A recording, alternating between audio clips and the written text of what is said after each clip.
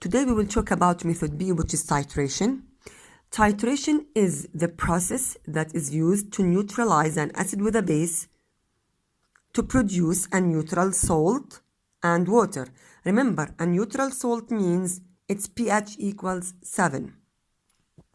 The tools that we need them to do this reaction is burette, or the tools are number 1, burette, 2, dropper, and then a flask. You can add or fill the burette with an acid or with a base, it's up to you. If you put a base in the burette, as we did here in our example, you will put an acid down, or the opposite, but the indicator is always down. The indicator is added to the flask but not to the burette. What are the steps? Let us check up the steps quickly by watching this video. Then we will go back to these steps. Okay. First of all, he puts a known amount of HCl by using a pipette. Why pipette? Because it's more accurate than the graduated cylinder. As you know that the graduated cylinder gives us an approximate volume, while a pipette gives us a fixed amount. So the pipette in this reaction is much more accurate than the graduated cylinder. Okay, so adding a fixed amount of an acid with an indicator, and he used a phenolphthalein indicator in this reaction, then shaking them to mix them with each other, then adding a known volume of NaOH in the burette. Actually, we will fill the burette. As you know that the total amount or the total volume of the burette is 50 cubic centimeter. Then start doing the titration process. Now, you must add the drops of the base slowly, drop by drop. Look at the color. The color is changed to be pink when you just add the drops of the base. This means, before shaking, this means that the indicator will react with the base. So the color of the indicator changes to be pink. But while you are shaking the flask, the base will react with the acid that is already found in the flask to produce a neutral salt. And as you know that the color of the phenolphthalein indicator in a neutral solution is colorless, without a color. So the color will go back to colorless. Complete doing this, adding few drops, shake till the color disappears, then again adding, then shake, and so on, till reaching a point that the color stay as it is or does not disappear. Okay, now another few drops. Okay, about finishing. Again. So stop when the indicator changes its color. So the neutralization is completed, and this is called the end point. So when the color is changed to be pink, so this is the end point. So stop doing the reaction. By this way, our experiment is finished. Record the volume that you use it, the volume of the base, which is NaOH in this example. The volume here in this example is 25.4. Then repeat the experiment to get the result, but without using an indicator. Why we don't want to use an indicator? Because when I want to repeat my experiment, I want to get a salt, a colorless salt, then I want to crystallize it. Imagine that I have an indicator which has a pink color. What will happen to the color of the crystals that I want to crystallize it? Of course, they will be pink. Why? Because the color of the indicator is pink. Or maybe if I use a universal indicator, for example, the color will be blue. If I use another indicator, maybe the color will be something else. So I don't want to use an indicator in the second reaction because I don't want to pollute my crystals. So record the volume that you use it from the first experiment, which is in our example here, 25.4. Then repeat the same steps but without using an indicator. But you already know what is the exact amount of NaOH that you have to add, which is in our example 25.4. So add it directly till reaching 25.4. I mean refill the burette till 50 again, then go back till 25.4, stop doing the reaction. By this way you will get a neutralized salt, then crystallize it as we did before by using a gentle flame with then crystallizing with a stirrer and so on. I mean the steps of the crystallization. But the idea, you must do the reaction 2 times. The first time to get what is the amount, or to obtain or to know the exact amount of NaOH that you must use it in this reaction. How can I know that or how can I know what is the amount, the exact amount of NaOH that I have to use? Simply by adding an indicator, then recording the amount that you use it from NaOH. Again, repeat the experiment but without using an indicator.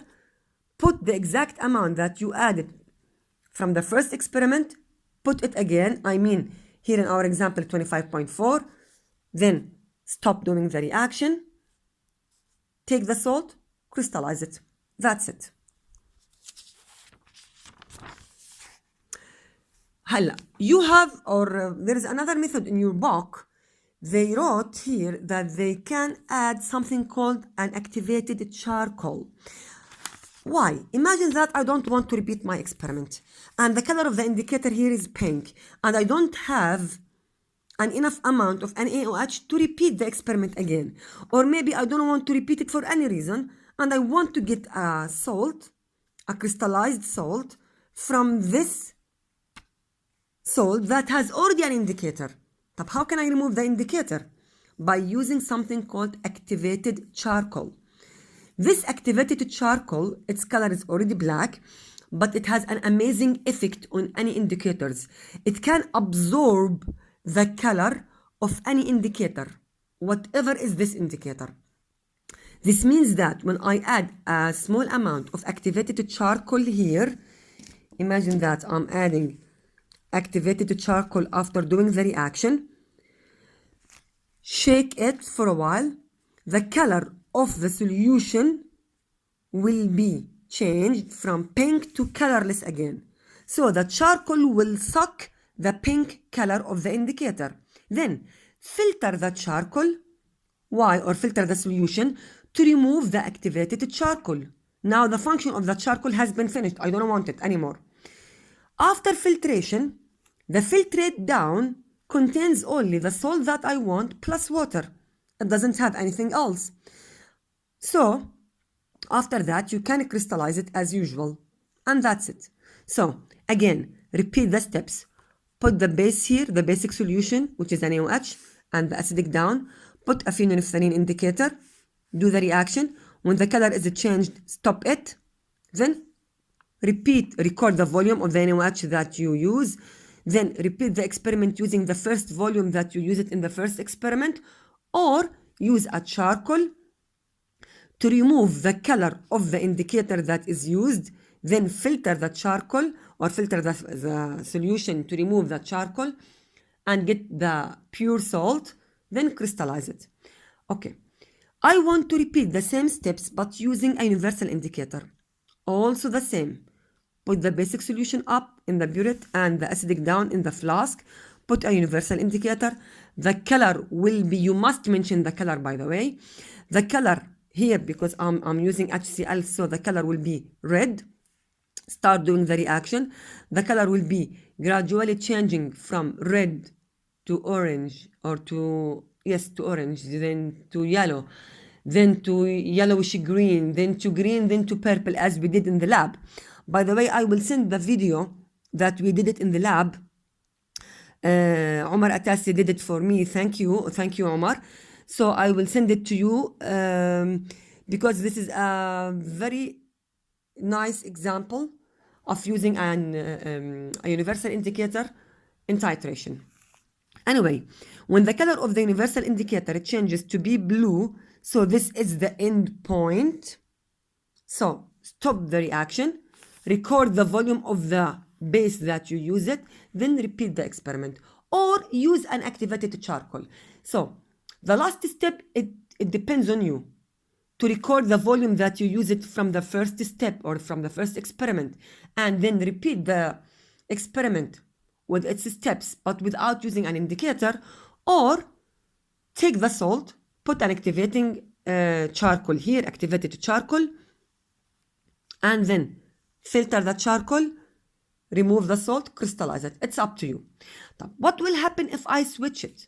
I mean, what will happen if I add, let us draw a random rough drawing. What will happen if I put an acidic solution here and a basic solution there? The opposite. So a basic solution here, like an AOH here, and the acidic solution like HCl there. I mean that I switch their places. The same thing. If I use a phenolphthalein indicator, the color at the beginning will be pink, then changes to be colorless after doing the reaction. Pink because it's in a basic solution, it must be pink. Then after adding few drops of HCl, the color will be paler till reaching a point, which is the end point. The color of the solution will be changed directly from pink to colorless. Stop doing the reaction. Now in this case, record the amount of the HCl that you use it from the first experiment. Then repeat the experiment again, but without using an indicator, to get the pure salt, then crystallize it. What will happen if I use a universal indicator? The same thing. Put a universal indicator, but if I want to put the universal indicator, the color, because I use a basic solution, the color at the beginning of the experiment will be blue if I want to use a universal indicator. What will happen after that? Adding a few drops of the acid, the color will be little bit from dark blue or from purple to blue, to pale blue, to green, then to greenish yellow or yellowish green, let us say. If the color is changed to be green or yellowish green, so this is the end point, stop doing the reaction. It's also acceptable if the color is changed to be yellow, because actually no one can get exactly pH or a degree, a greenish degree exactly.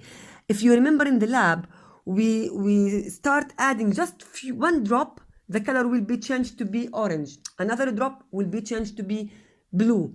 We cannot get the green color directly from the first experiment. As I remembered, we repeat it twice, and the first time was much accurate than the second one, if you remember. I will send, by the way, the both videos for you.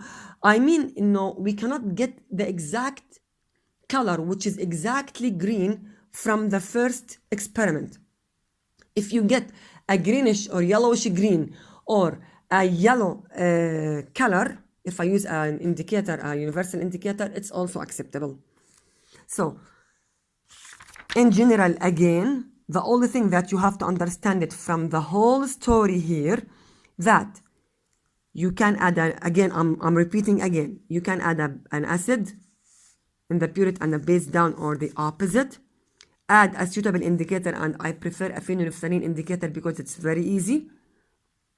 Its color very obvious, from pink to colorless. Then start doing the reaction. When the color is changed, in this case from colorless to pink, so this is the end point, so stop doing the reaction. Record the volume of the base that you use. Repeat the experiment without using the indicator to get a pure salt, to crystallize it.